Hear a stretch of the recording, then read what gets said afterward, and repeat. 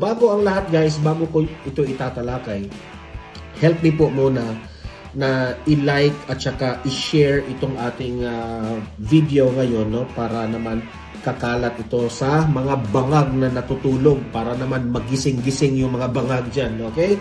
Sabay-sabay tayong mag-like and share. Ready? 1, 2, 3, go! Ayan, thank you very much. And also guys, sa mga bago pa lang dito sa aking channel, dito sa Don Mar TV, mag-subscribe na po kayo para updated kayo lagi sa ating mga balita. And at the same time, yung mga cellphones po ninyo, ma-notify yan kung meron tayong breaking news, bagong uploads, at kung nagla-live mismo ang channel natin. Okay? Ma-notify kayo lahat kung nakasubscribe kayo sa akin. Okay? So, mahalaga po na mag-subscribe tayo sa Don Mar TV. Sabay-sabay. 1, 2, 3, go! Ayan, nakasubscribe na ba lahat? Okay? Dahil po kumakalat ang issue ngayon patungkol po sa mga fake news at meron pa namang mga vloggers ngayon na ini-invite dyan sa House of Representatives, saksi naman talaga ang taong bayan. Ito, saksi pa naman yung taong bayan kung paano po binalita ng GMA, no, na itong si former President Duterte ay nag-file raw ng asylum sa China, no? Tapos nagpalabas po ng, hindi ko lang mapakita sa inyo ang video dito, pero nagpalabas po ng statement ang China na si former President Duterte ay kailanman hindi nag-apply ng asylum sa bansang China. So, anong ibig sabihin? Fake news yung pinalabas na balita ng GMA News. Hindi ko alam saan nila nakalap yung informasyon na yan, GMA News. So, ngayon, ito yung nakita kong video na nagpalabas ng video ang GMA na labanan raw yung fake news. Labanan na yung fake news. Kaya nga natawa ako doon sa video na yun. Kasi sila yung number 1 na fake news. Tapos sasabihin nyo, labanan natin yung fake news. Ito yung mga reactions, okay? Ipapakita ko muna sa inyo itong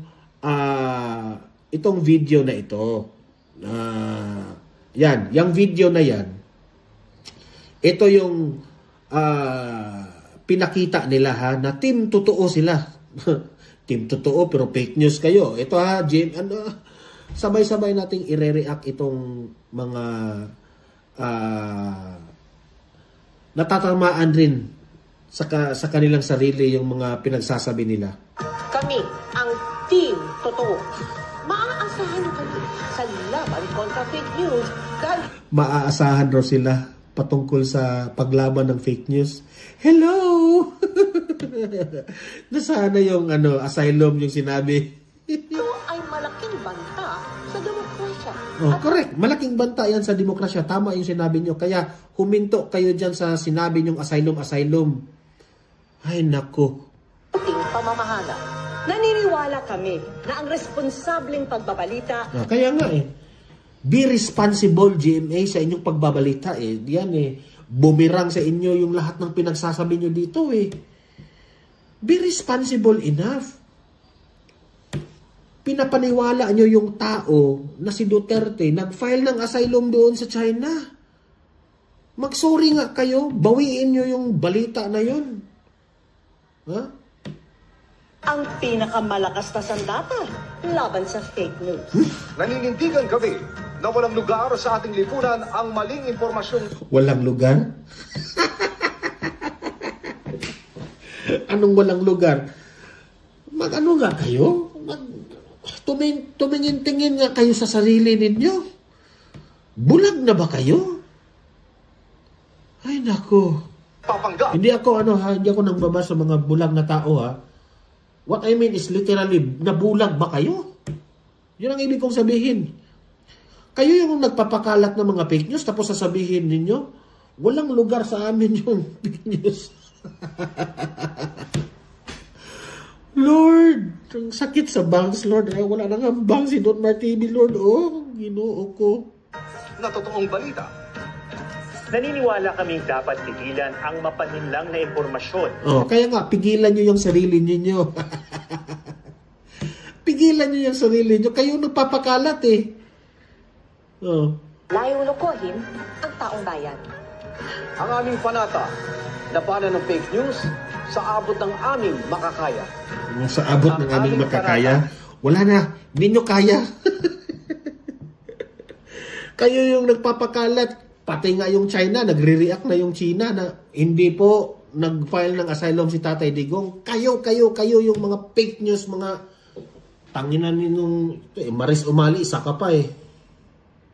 Bantayan ang mga magtatangka na magpakalat ng maling impormasyon. Panata namin tumupad. Sa pinakamataas na pamantayan sa aming pag-uulat. Panata naming tiyakin na sinuri. Ay naku, I cannot believe this. GMA News, kayong lahat ng mga news anchor dyan.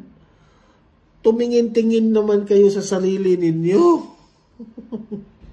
Pagkakatiwalaan ng impormasyon bago ito balita.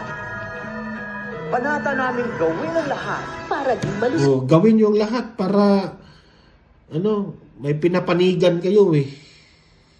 Ng fake news. Ang panata namin. Ipakita sa publiko. Alam mo, sa totoo lang, itong si Jessica Soho, no? Ang dami nang humahanga sa iyo, Jessica Soho. Alam mo, sa totoo lang, itong si Jessica Soho, mataas na yung level mo eh. Pagsabihan mo yung mga mga writers ninyo, yung mga news anchors nyo, nakakahiya. Pati si I really look up dito kay Jessica Soho na mataas na ito si Jessica Soho eh. Ang sa akin lang, no? Sana itong si Jessica Soho rin sitahin nyo yung mga irresponsableng mga ninyo, mga trabahante ninyo, di ba? Kasi pati ikaw, Jessica Soho, no? Mataas na yung credibility mo, mataas na yung pangalan mo. Pati ikaw madadamay dito sa mga pinagkakalat ng mga fake news ng mga mga kasamahan ninyo. Ikaw madadamay yung credibility mo, Jessica Soho. Yun lang masasabi ko. Kaya ikaw yung dyan, medyo senior dyan sa mga nagtatrabaho dyan,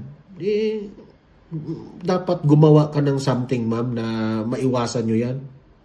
Kung paano matutukoy ang fake news para sama-sama tayong labanan ito. Kami ang Team Totoo. Magkaisa tayong Team Totoo raw sila. Okay. Team Totoo sila. Oh, itong video na ito, dinownload ko ito sa kanilang page, GMA page. So nung tiningnan ko yung mga comments doon, syempre nagre-react yung taong bayan. Ganun, galit yung mga nagko-comment na ba kayo yung fake news, ganun, ganyan. Tiningnan ko yung syempre doon mo talaga makikita yung mga nagre-react, di ba? Oh, tingnan niyo ito, ipapakita ko sa inyo. Ito yung nagre-react, oh. Imagine ang lahat ng mga nagre-react ay 78,000. Okay? 78,000 po lahat ang mga nagre-react. Yung mga naghaha, okay? Yung mga naghaha, 73,000. So more or less, 5% lang yung mga pumanig sa kanila. Meron pang nag-angry, 463. So meaning to say, naghaha sila kasi po, nakakatawa naman talaga. Nakakatawa yung ikaw yung labanan natin yung fake news pero number 1 naman kayo ng fake news, di ba? So sino namang hindi matatawa doon? Ayan majority of the Filipino people ay isinusuka na rin itong GMA News. Sa totoo lang meron namang meron namang mga balita sila na totoo, okay? Pero you must set as an example sana, GMA, kasi kayo yung parang kasi wala ng ABS-CBN sa mainstream media, di ba? Na sila, social media na lang sila. So, kayo sana yung role model. Ipakita nyo sa lahat ng mga mainstream media yung mga binabalita ninyo. Nakakahiya Professional kayo, mainstream media kayo, tapos matuklasan lang ng taong bayan, no? In just a snap of a finger na mabubuking kayo sa ano, wala, sira na yung kredibilidad nyo. 'Di ba? Tapos si Tatay Digong pa yung punterian ni doon sa ano, sa issue na yan. Di wala na. Goodbye. 'Di ba? Ayan, no? Hindi naman ako nagpi-fake news ito, ha. Ini-screenshot ko yan, no? GMA News. So, GMA, sana naman magising-gising rin kayo dyan, ha? Umiwas na kayo sa mga kabangagan nyo dyan. Nakakahawa talaga itong Administrasyong Marcos. Pati sila nabangag rin, eh. Ayan po, ha.